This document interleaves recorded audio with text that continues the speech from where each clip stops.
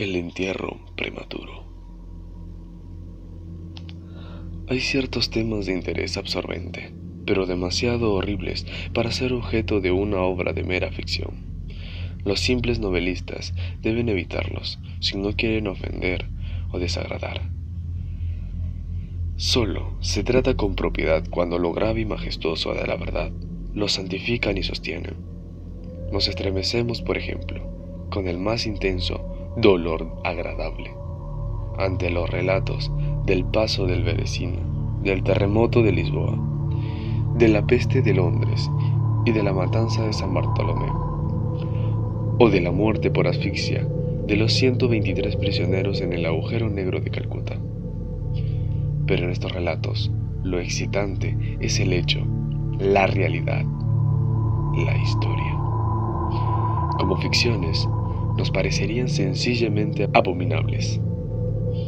He mencionado algunas de las más destacadas y augustas calamidades que registra la historia, pero en ellas el alcance, no menos que el carácter de la calamidad, es lo que impresiona tan vivamente la imaginación. No necesito recordar al lector que del largo y horrible catálogo de miserias humanas podría haber escogido muchos ejemplos individuales, más llenos de sufrimiento esencial que cualquiera de esos inmensos desastres generales. La verdadera desdicha, la aflicción última, en realidad es particular, no difusa. Demos gracias a Dios misericordioso que los horrorosos extremos de agonía lo sufra el hombre individualmente y nunca en masa. Ser enterrado vivo es, sin ningún género de duda, el más terrorífico extremo que jamás haya caído en suerte a un simple mortal. Que le ha caído en suerte con frecuencia, con mucha frecuencia. Nadie con capacidad de juicio lo negará. Los límites que separan la vida de la muerte son, en el mejor de los casos, borrosos e indefinidos. ¿Quién podría decir dónde termina uno y dónde empieza el otro? Sabemos que hay enfermedades en las que se produce un cese total de las funciones aparentes de la vida. Y, sin embargo, ese cese no es más que una suspensión para llamarle por su nombre. Hay solo pausas temporales en el incomprensible mecanismo. Transcurrido cierto periodo, algún misterioso principio oculto pone de nuevo en movimiento los mágicos piñones y las ruedas fantásticas. La cuerda de plata no quedó suelta para siempre, ni irreparablemente roto el vaso de oro. Pero, entre tanto, ¿dónde estaba el alma? Sin embargo, aparte de la inevitable conclusión a priori de tales causas, deben producir tales efectos, de que los bien conocidos casos de vida en suspenso, una y otra vez, provocan inevitablemente entierros prematuros.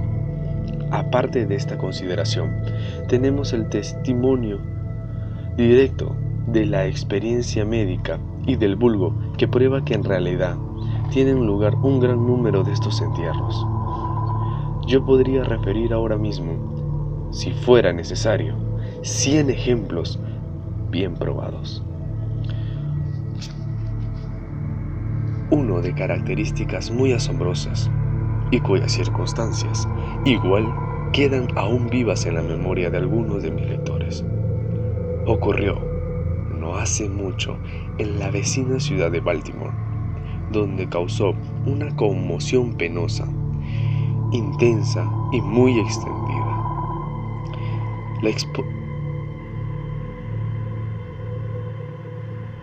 La esposa de uno de los más respetables ciudadanos, abogado, eminente y miembro del Congreso, fue atacada por una repentina e inexplicable enfermedad que burló el ingenio de los médicos.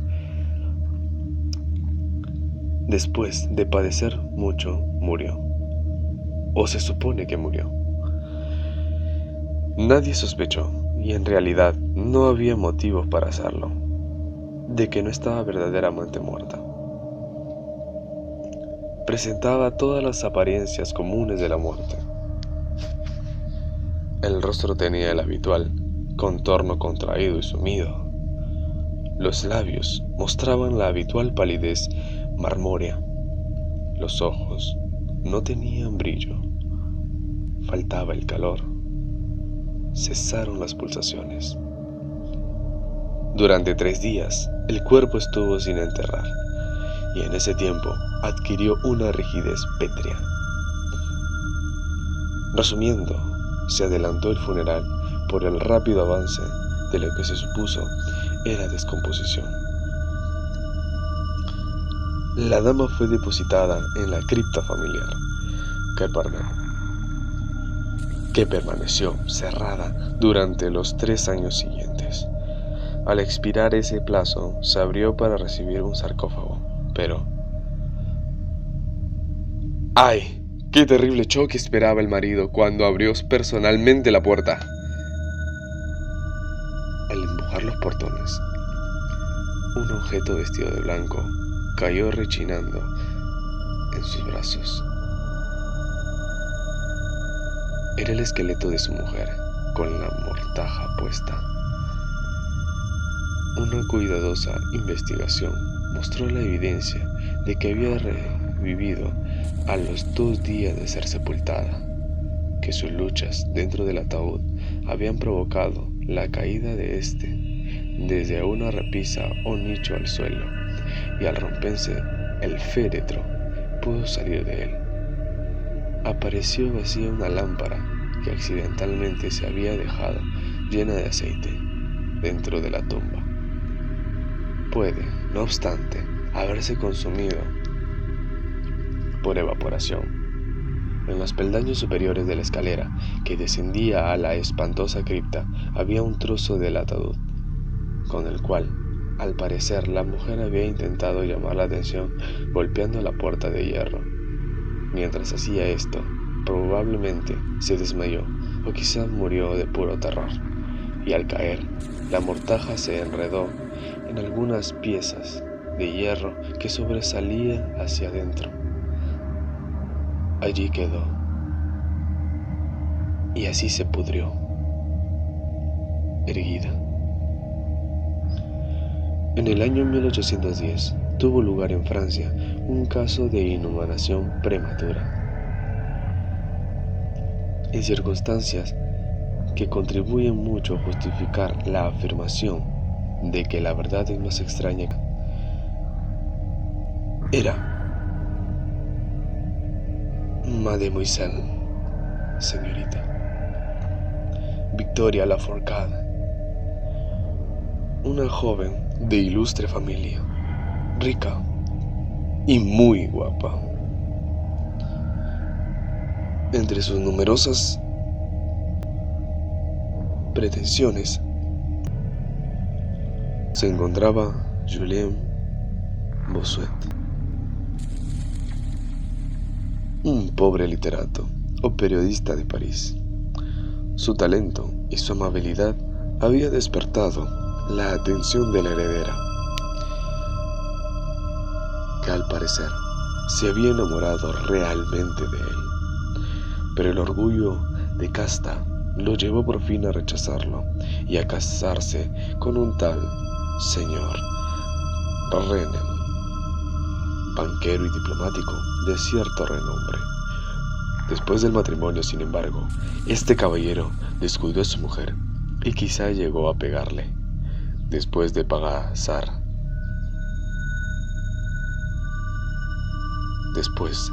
unos años desdichado, ella murió.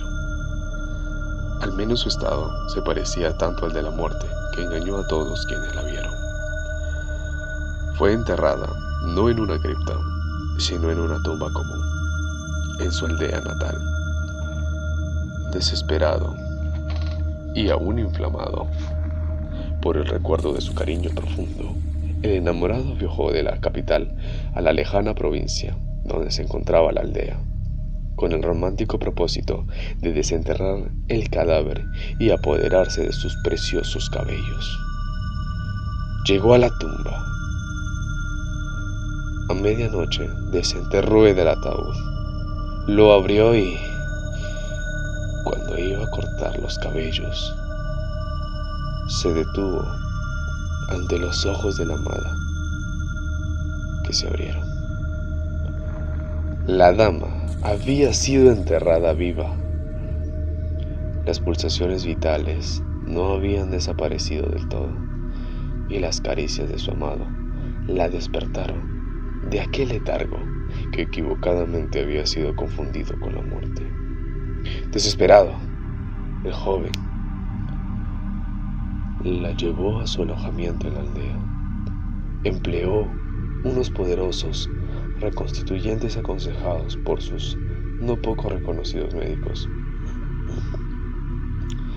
En resumen, ella sobrevivió. Reconoció a su Salvador, permaneció con él hasta que lenta y gradualmente recobró la salud. Su corazón no era tan duro y esta última lección de amor bastó para ablandarlo. Lo entregó a Bossuet. No volvió junto a su marido, sino que, ocultando su resurrección, huyó con su amante a América. 20 años después, los dos regresaron a Francia, convencidos de que el pasado tiempo había cambiado tanto la apariencia de la dama que sus amigos no podrían reconocerla. Pero se equivocaron, pues al primer encuentro, Monsieur Renal reconoció a su mujer y la reclamó. Ella rechazó la reclamación y el tribunal la apoyó, resolviendo que las extrañas circunstancias y el largo periodo transcurrido habían abolido, no solo desde un punto de vista equitativo, sino legalmente, la autoridad del marido. La revista de cirugía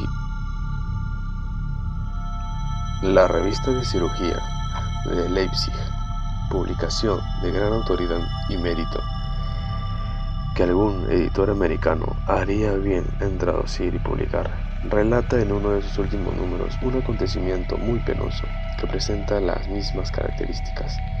Un oficial de artillería, hombre de gigantesca estatura y salud excelente, fue derribado por un caballo indomable y sufrió una contusión muy grave en la cabeza, que lo dejó inconsciente. Tenía una ligera fractura de cráneo, pero no se percibió un peligro inmediato. La trepanación se hizo con éxito. Se le aplicó una sangría y se adoptaron otros muchos remedios comunes, pero cayó lentamente en un sopor cada vez más grave y por fin se le dio por muerto. Hacía calor y lo enterraron con prisa indecorosa en uno de los cementerios públicos. Sus funerales tuvieron lugar un jueves. El domingo siguiente, el parque del cementerio,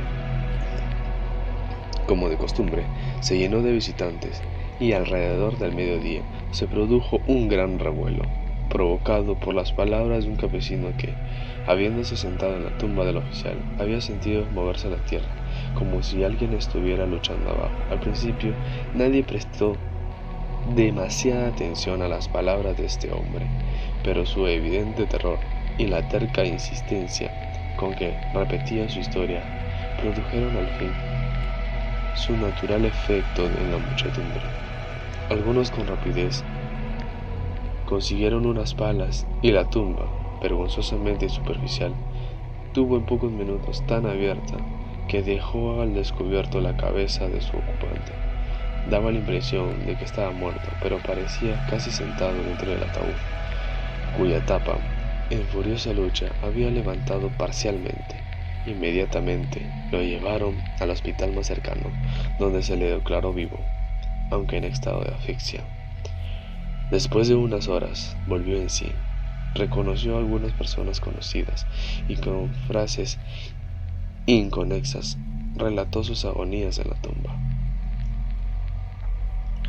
Por lo que dijo estaba claro que la víctima mantuvo la conciencia de vida durante más de una hora después de la inhumación, antes de perder los sentidos. Habían rellenado la tumba, sin percatarse, con una tierra muy porosa, sin aplastar, y por eso le llegó un poco de aire.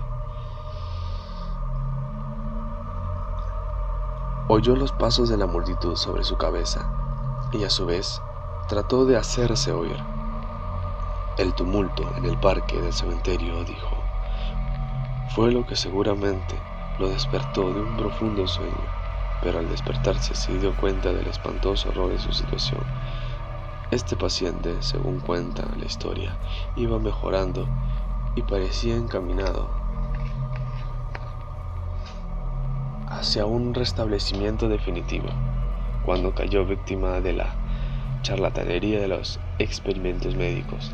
Se le aplicó la batería galvánica y expiró de pronto en uno de esos paroxismos estáticos que en ocasión produce.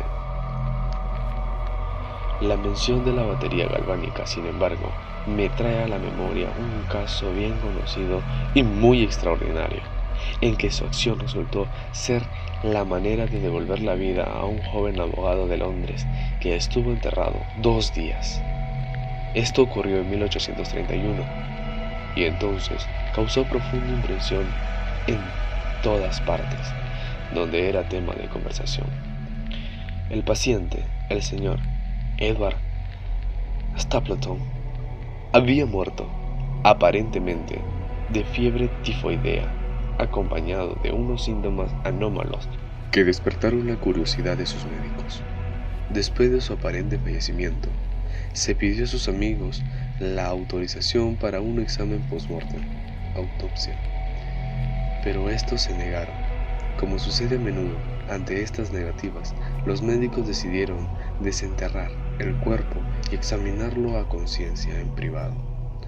Fácilmente llegaron a un arreglo con uno de los numerosos grupos de ladrones de cadáveres que abundan en Londres, y la tercera noche después del entierro, el supuesto cadáver fue desenterrado de una tumba de 8 pies de profundidad y depositado en el quirófano de un hospital privado. Al practicársele una incisión de cierta longitud en el abdomen, el aspecto fresco e incorrupto del sujeto sugirió la idea de aplicar la batería. Hicieron sucesivos experimentos con los efectos acostumbrados, sin nada de particular en ningún sentido, salvo en 1 o 2 ocasiones, una apariencia de vida de mayor de la norma en cierta acción convulsiva. Era ya tarde, iba a amanecer, y se creyó oportuno al fin proceder inmediatamente a la disección. Pero uno de los estudiosos tenía un deseo especial de experimentar una teoría propia e insistió en aplicar la batería en uno de los músculos pectorales. Tras realizar una tosca incisión, se estableció apresuradamente un contacto. Entonces el paciente, con un movimiento rápido pero nada compulsivo, se levantó de la mesa, caminó hacia el centro de la habitación, miró intranquilo a su alrededor unos instantes y entonces habló. Lo que dijo fue ininteligible, pero pronunció algunas palabras y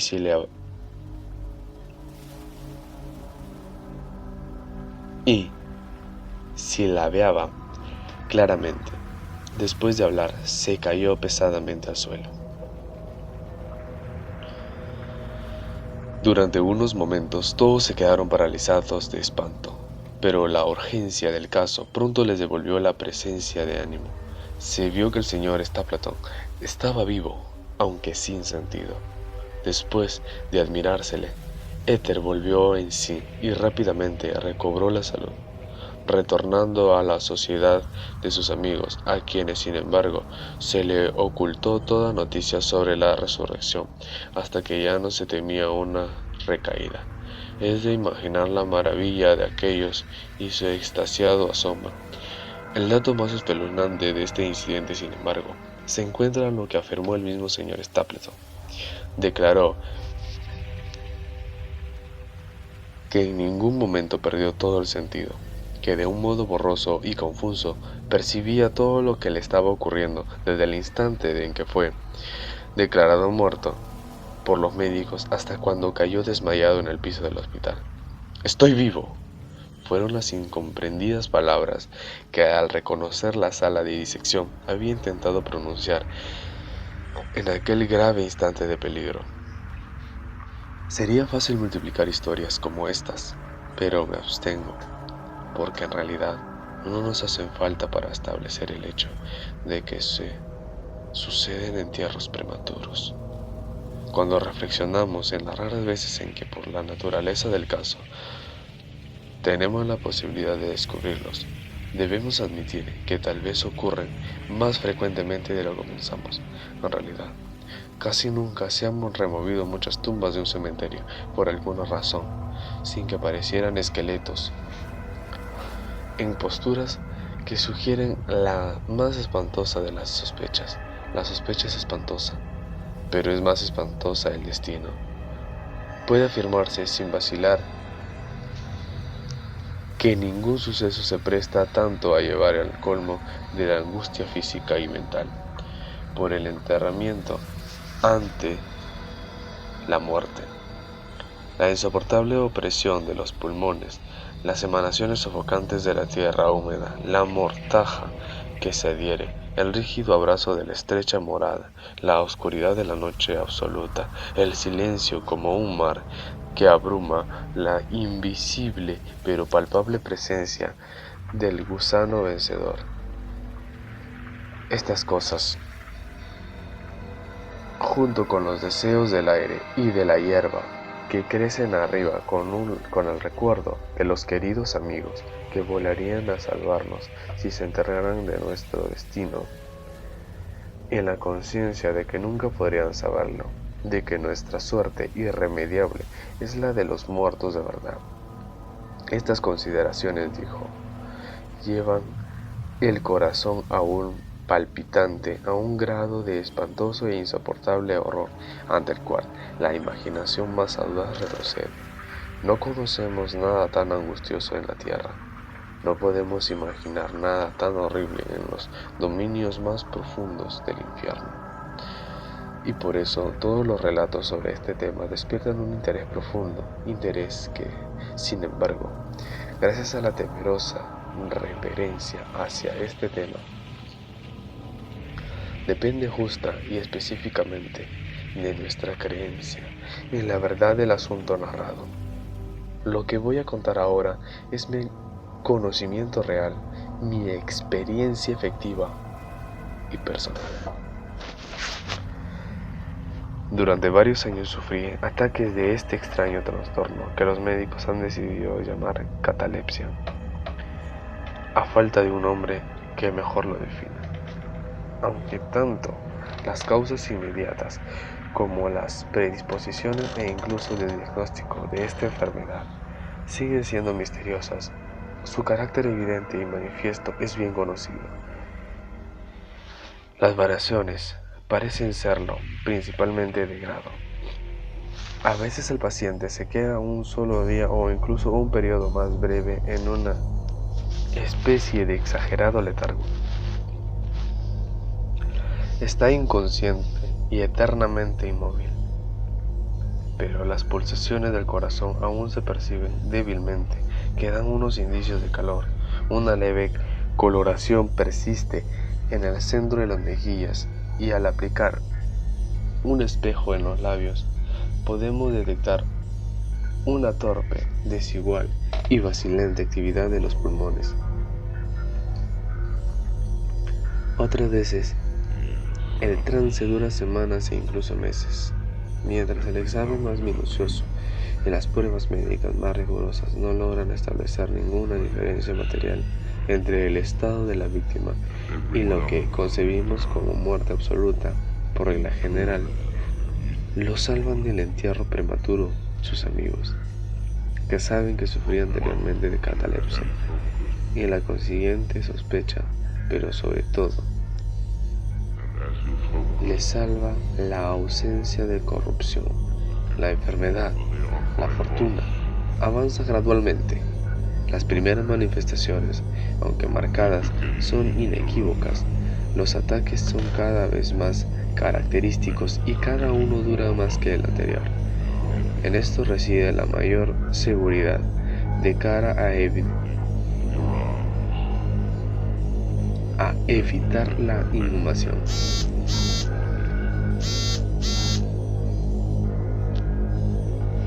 El desdichado cuyo primer ataque tuviera la gravedad con que en ocasiones se presenta sería casi inevitablemente llevado vivo a la tumba. Mi propio caso no difería en ningún detalle importante de los mencionados en los textos médicos. A veces, sin ninguna causa aparente, me hundía poco a poco en un estado de semisíncope o casi desmayo. Y ese costado, sin dolor, sin capacidad de moverme o realmente de pensar, pero con una borrosa y letárgica conciencia de la vida y de la presencia de los que rodeaban mi cama durante mucho tiempo, la crisis de la enfermedad me devolvía de repente el perfecto conocimiento. Otras veces el ataque era rápido, fulminante, me sentía enfermo, aterido, helado, con escalofríos y mareos, y de repente me caía postrado. Entonces, durante semanas, todo estaba vacío, negro y silencioso, y de la nada se convertía en el universo.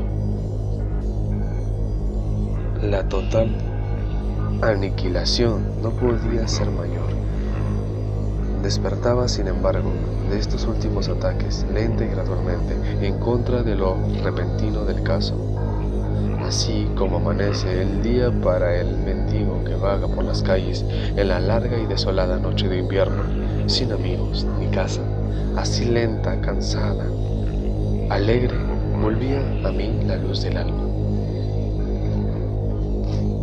Pero aparte de esta tendencia, el síncope, mi salud general, parecía buena y no hubiera podido percibir que sufría esta enfermedad a no ser de una peculiaridad de mi sueño pudiera considerarse provocada por ella.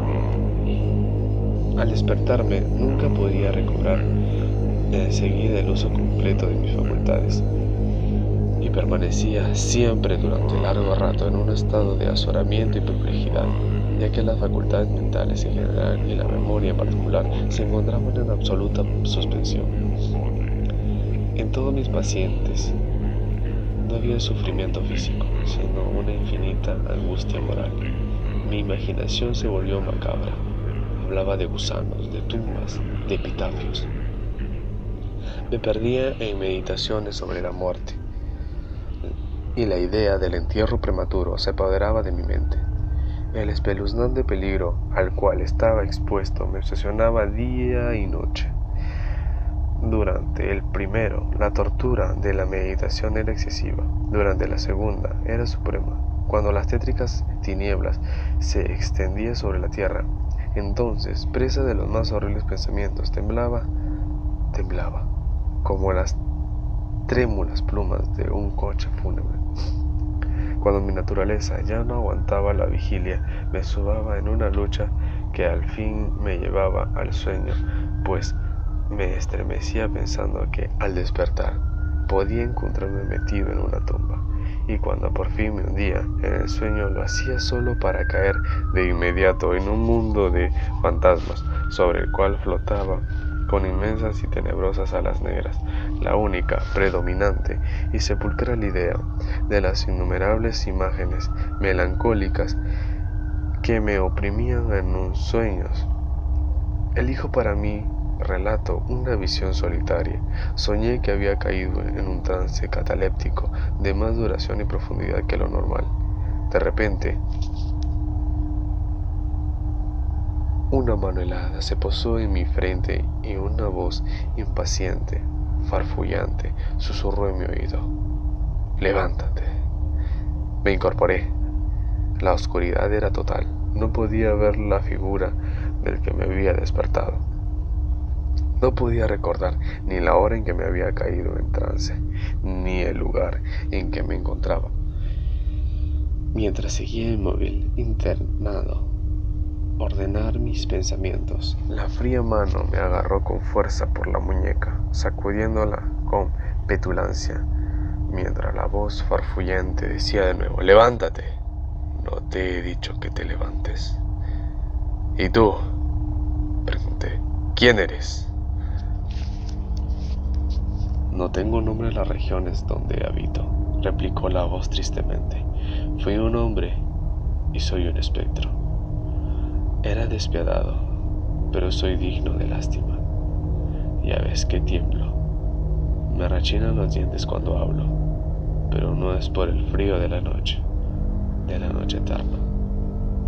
Pero este horror es insoportable. ¿Cómo puedo dormir tan tranquilo? No me dejan descansar los gritos de estas largas agonías. Estos espectáculos son más de los que puedo soportar. Levántate, ven conmigo a la noche exterior y deja que te muestre las tumbas. No, es este un espectáculo de dolor. ¡Mira! Miré y la figura invisible que aún seguía apretándome la muñeca consiguió abrir la tumba de todas las humanidades, y de cada una salían las irradiaciones fosfóricas de la descomposición, de forma que pude ver sus más escondidos rincones y los cuerpos amortajados en un triste y solemne sueño con el gusano. Pero ¡ay!, los que realmente dormían, aunque fueran muchos millones, eran menos de los que no dormían en absoluto, y había una débil lucha, y había un triste y general sosasiego. Y de las profundidades de los innumerables pozos salía el melancólico frotal de las vestiduras de los enterrados, y entre aquellos que parecía descargar tranquilos, vi que muchos habían cambiado, en mayor o menor grado, la rigidez e incómoda postura en que fueron sepultados, y la voz me habló de nuevo mientras contemplaba. ¿No es esto acaso un espectáculo lastimoso? Pero antes de que encontrara palabras para contestar, la figura había soltado mi muñeca. Las luces fosfóricas se extinguieron y las tumbas se cerraron con repentina violencia. Mientras de ellas salía un tumulto de gritos desesperados repitiendo: ¿no es esto, Dios mío, acaso un espectáculo lastimoso? Fantasías como estas se presentaban por la noche y extendían su terrorífica influencia incluso en mis horas de vigilia. Mis nervios quedaron destrozados y fui presa de un horror continuo.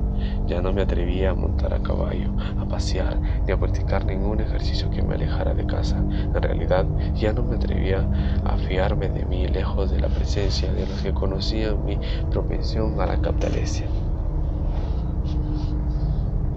Los miedos de que en uno de estos ataques me enterraran antes de conocer mi estado realmente.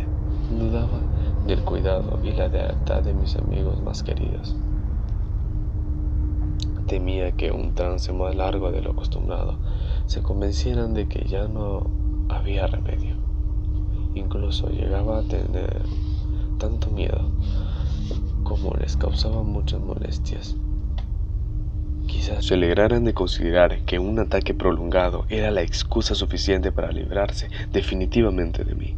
En vano trataba de tranquilizarme con las más solemnes promesas. Les exigía, con los juramentos más sagrados, que en ninguna circunstancia me enterraran hasta que la descomposición estuviera tan avanzada que impidiese la conservación. Y aún así, mis terrores mortales no hacían caso de eso.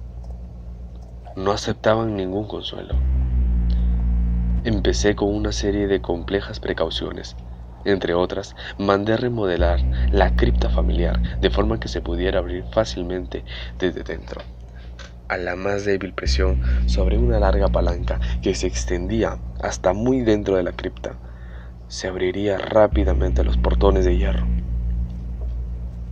También estaba prevista la entrada libre de aire y luz, y adecuados recipientes con alimentos y agua al alcance del ataúd preparado para recibirme.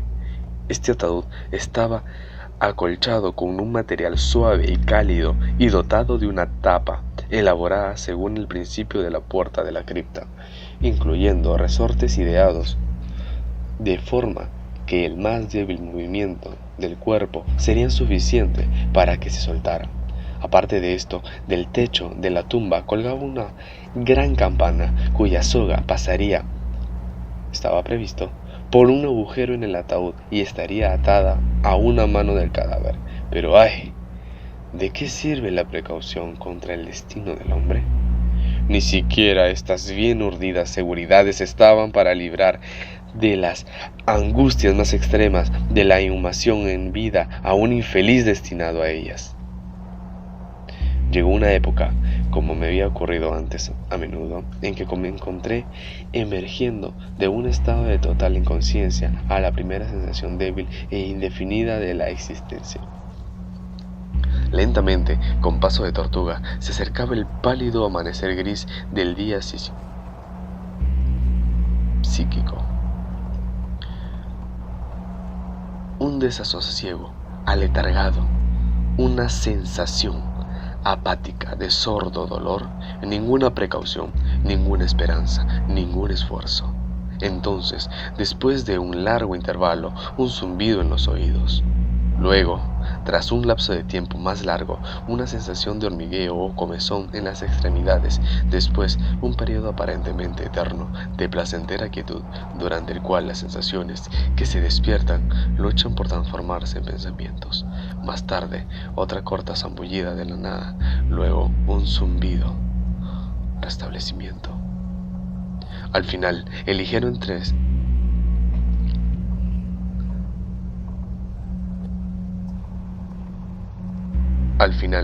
ligero estremecerse de un párpado e inmediatamente después un choque eléctrico de terror mortal e indefinido que envía la sangre a torrentes desde las sienes al corazón, y entonces el primer esfuerzo por pensar, y entonces el primer intento por recordar, y entonces un éxito parcial y evanescente.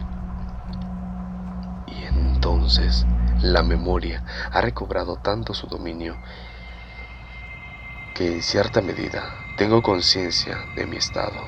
Siento que no me estoy despertando de un sueño corriente. Recuerdo que he sufrido de catalepsia. Y entonces, por fin, como si fuera la embestida de un océano, el único peligro horrendo, la única idea especial y siempre presente, abruma mi espíritu estremecido. Unos minutos después de que esta fantasía se apoderase de mí, me quedé inmóvil. ¿Y por qué? No podía reunir valor para moverme. No me atrevía a hacer el esfuerzo de desvelar mi destino. Sin embargo, algo en mi corazón me susurraba que era seguro. La desesperación, tal como ninguna otra clase de desdicha produce, solo la desesperación me empujó después de una profunda duda a abrir mis pesados párpados. Los levanté. Estaba oscuro, todo oscuro. Sabía que el ataque había terminado. Sabía que la situación crítica de mi trastorno había pasado.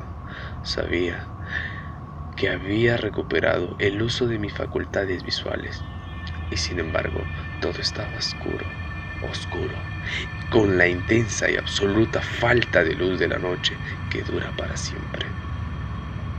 Intenté gritar, y mis labios y mi lengua reseca se movieron convulsivamente, pero ninguna voz salió de los cavernosos pulmones, que oprimidos como por el peso de la montaña, jadeaban y palpitaban con el corazón en cada inspiración laboriosa y frágil.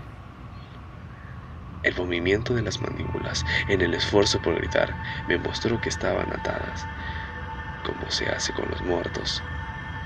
Sentí también que yacía sobre una materia dura y algo parecido me apretaba los costados. Hasta entonces no me había atrevido a mover ningún miembro, pero al fin levanté con violencia mis brazos, que estaban estirados con las muñecas posadas. Chocaron con una materia sólida que se extendía sobre mi cuerpo a no más de 6 pulgadas de mi cara. Ya no dudaba de que reposaba al fin dentro de un ataúd. Y entonces, en medio de toda mi infinita desdicha, vino dulcemente la esperanza, como un querubín, pues pensé en mis precauciones. Me retorcí e hice espasmódicos esfuerzos para abrir la tapa. No se movía. Me toqué las muñecas buscando la soga, no la encontré, y entonces mi consuelo huyó para siempre, y una desesperación aún más inflexible reinó triunfante, pues no pude evitar percatarme de la ausencia de las almohadillas que había preparado con tanto cuidado. Y entonces llegó de repente a mis narices el fuerte y peculiar olor de la tierra húmeda. La conclusión era irresistible. No estaba en la cripta. Había caído en trance lejos de casa, entre desconocidos. No podía recordar cuándo y cómo, y ellos me habían enterrado como a un perro, metido en algún ataúd común, cerrado con clavos y arrojado bajo tierra y para siempre, en alguna tumba común y anónima. Cuando este horrible convencimiento se abrió, pasó con fuerza hasta lo más íntimo de mi alma. Luché una vez más por gritar, y este segundo intento tuvo éxito. Un largo, salvaje y continuo grito o alarido de agonía resonó en los recintos de la noche subterránea. Oye, ¿qué es eso?, dijo una áspera voz como respuesta. ¿Qué diablos pasa ahora?, dijo un segundo. Fuera de aquí, dijo un tercero. ¿Por qué aúlla de esa manera, como un gato montés?, dijo un cuarto. Y entonces unos individuos de aspecto rudo me sujetaron y me sacudieron sin ninguna consideración. No me despertaron del sueño, pues estaba completamente despierto cuando grité, pero me devolvieron la plena posición de mi memoria. Esta aventura ocurrió cerca de Richmond, en Virginia, acompañado de un amigo. Había bajado en una expedición de caza unas millas por las orillas del río James. Se acercaba la noche cuando nos sorprendió una tormenta. La cabina de una pequeña chalupa, anclada en la corriente y cargada de tierra vegetal, nos ofreció el único refugio asequible. Le sacamos el mayor provecho posible y pasamos la noche a bordo. Me dormí en una de las dos literas. No hace falta describir las literas de una chalupa de 60 o 70 toneladas. La que yo ocupaba no tenía ropa de cama. Tenía una anchura de 18 pulgadas. La distancia entre el fondo y la cubierta eran exactamente las mismas. Me resultó muy difícil meterme en ella. Sin embargo, dormí profundamente y toda mi visión, pues no era ni un sueño ni una pesadilla, surgió naturalmente de las circunstancias de mi postura, de la tendencia habitual de mis pensamientos y de la dificultad que ya he mencionado de concentrar mis sentidos y sobre todo de recobrar la memoria durante largo rato después de despertarme. Los hombres que me sacudieron eran los tripulantes de la chalupa y algunos jornaleros contratados para descargarla. De la misma manera procedía el olor a tierra. La venta en torno a las mandíbulas era pañuelo de seda con el que me habían atado la cabeza a falta de gorro de dormir. Las torturas que soporté, sin embargo, fueron indudablemente iguales en aquel momento a las de la verdadera sepultura. Era de un horror inconsiderable, increíblemente espantoso. Pero del mal procede el bien, pues su mismo exceso provocó en mi espíritu una reacción inevitable. Mi alma adquirió temple, vigor.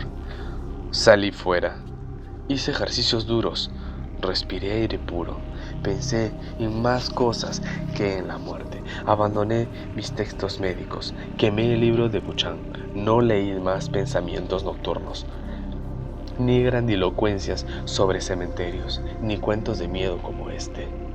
En muy poco tiempo me convertí en un hombre nuevo y viví una vida de hombre.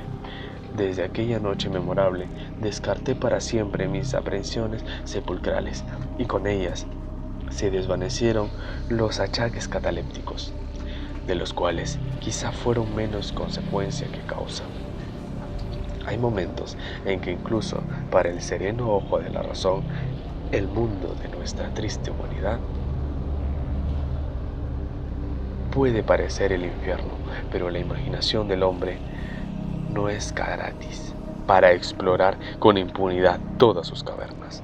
Ay, la torva legión de los terrones sepulcrales no se puede considerar como completamente imaginaria, pero los demonios en cuya compañía Afrasiab hizo su viaje por el Oxus tienen que dormir o no volverán. Hay que permitirles que duerman o pereceremos.